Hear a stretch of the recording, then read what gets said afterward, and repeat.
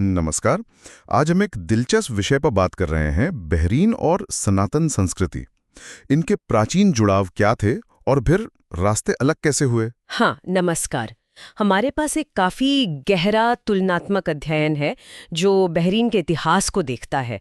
मतलब पुरानी दिलमुन सभ्यता से लेकर इब्राहिमी धर्मों के आने तक, और फिर इसकी तुलना भारत की सनातन परंपरा से करता है। सही।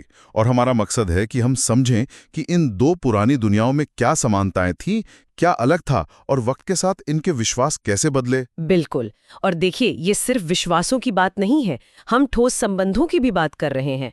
दिलमुन यानी जो पुराना बहरीन था, वो मेसोपोटामिया और सिंधु घाटी के बीच व्यापार का एक बहुत बड़ा अहम केंद्र था। हाँ, और ये सिर्फ मामूली व्यापार नहीं था, है ना? मैंने पढ़ा कि दिलमुन ने तो सिंधु घाटी की वजन और माप की जो प्रणाली थी वो अपना ली थी। बिल्कुल, यही तो सबसे दिलचस्प बात है। ये दिखाता है कि सिर्फ सामान का लेन देन नहीं था, बल्कि गहरे सांस्कृतिक संबंध भी थे। तो चलिए दिलमुन से ही शुरू करते हैं।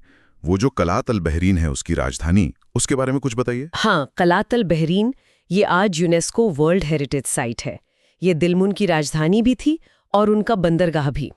और यहाँ जो खुदाई हुई है, उससे पता चलता है कि लगभग 2300 ईसा पूर्व से लेकर सोचिए 16वीं सदी तक लगातार लोग वहां बसते रहे। अरे वाह, लगातार। हाँ, लगातार। तो ये दिखाता है कि वो जगह कितनी महत्वपूर्ण थी। और मैंने बर्बर मंदिरों के बारे में भी सुना है, वो पानी के देवता से जुड़े थे। ये बात मुझे इसलिए दिलचस्प लगी क्योंकि सनातन संस्कृति में भी जल का, नदियों का बहुत महत्व है। सही कहा आपने। बर्बर मंदिर का जो पूरा परिसर है, उसमें असल में 3 मंदिर हैं, एक के ऊपर एक बने हुए हैं। और ऐसा माना जाता है कि वो शायद मेसोपोटामिया के जल देवता थे एंकी, उनको समर्पित थे। अच्छा, एंकी। हाँ, और मंदिर में एक पवित्र झरना भी मिला है। ये साफ दिखाता है कि पानी की पूजा कितनी जरूरी थी उनके लिए। और ये बिल्कुल वैसा ही है जैसे अपनी सनातन परंपरा में हम गंगा या दूसरी नदियों को पवित्र मानते हैं ना, जीवन देने वाली मानते हैं। बिल्कुल, पानी का सम्मान तो दोनों जगह दिख रहा है। अच्छा, और प्रतीकों की अगर बात करें तो क्या दिलमुन में भी कुछ ऐसे प्रतीक मिले जो हमें यहाँ भी दिखते हैं, जैसे बैल? हाँ हाँ, मिले हैं। बैल के प्रतीक मिले हैं, और हो सकता है कि वो शक्ति या उर्वरता मतलब फर्टिलिटी से जुड़े हों। और इसकी तुलना हम सीधे सीधे सनातन धर्म में नंदी बैल से कर सकते हैं। हाँ, शिव जी के वाहन नंदी। बिल्कुल, नंदी का जो महत्व है। तो ये जो समानताएं हैं, ये सोचने पे मजबूर करती हैं कि क्या ये सिर्फ इत्तेफाक था या वाकई विचारों का आना जाना था। इन समानताओं के अलावा दिलमुन की अपनी कुछ खास बातें भी तो होंगी, जैसे वो कब्रिस्तान मैंने सुना बहुत बड़े थे। हाँ, बिल्कुल। वो हजारों की संख्या में जो दफन टीले हैं, वो दिलमुन की एक बहुत ही अनोखी पहचान है। वो शायद दिखाते हैं कि उनका समाज कैसा था, उनकी सामाजिक संरचना कैसी थी, और शायद मरने के बाद जीवन में उनका क्या विश्वास था। अच्छा। और कुछ उनकी अपनी स्थानीय मान्यताएं भी थीं, जैसे एक स्नेक पर्ल कल्ट का जिक्र आता है, मतलब सांप और मोती से जुड़ा कोई पंथ। इसके कुछ निशान कब्रों में मिले हैं। तो मतलब एक तरफ तो ये समानताएं दिखती हैं, पानी की पूजा, बैल का प्रतीक, और शायद स्वर्ग या प्रलय की कहानियों में भी थोड़ी झलक है, जैसे दिलमुन को जीवितों की भूमि कहते थे। हाँ, और मेसोपोटामिया के मिथक में वो उतना पिश्तम वाली कहानी है जो बाढ़ से बचकर दिलमुन पहुंचता है। ये कुछ कुछ अपनी मनु की कहानी जैसा लगता है। सही कहा। तो ये सब शायद व्यापार के रास्तों से ही विचारों का लेन देन हुआ होगा, जैसे वो मोहरे मिली, वजन की प्रणाली अपनाई। हाँ, लगता तो यही है। लेकिन फिर आगे चलकर इन दोनों क्षेत्रों के रास्ते काफी अलग हो गए।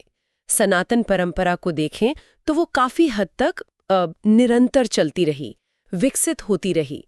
लेकिन बहरीन में एक बड़ा बदलाव आया। आप इब्राहिमी धर्मों के असर की बात कर रहे हैं। ये बदलाव कैसे शुरू हुआ? देखिए, सबसे पहले वहां ईसाइयत पहुंची। खासकर जो नेस्टोरियन चर्च था, वो लगभग 4वीं सदी ईस्वी में। उस समय बहरीन एक चर्च प्रांत का हिस्सा था जिसका नाम बेथ कतराए था। अच्छा, 4वीं सदी में ही? हाँ, और इसका एक बड़ा सबूत समाहिज नाम की जगह पे मिला है। वहां एक पुरानी मस्जिद के नीचे एक ईसाई मठ के खंडहर मिले हैं। तो ये दिखाता है कि कैसे एक संस्कृति पर दूसरी संस्कृति की परतें चढ़ती गई। और फिर इस्लाम आया? हाँ, इस्लाम बहरीन में 7वीं सदी में पहुंचा, लगभग 628 ईस्वी के आसपास, और वो भी शांति से।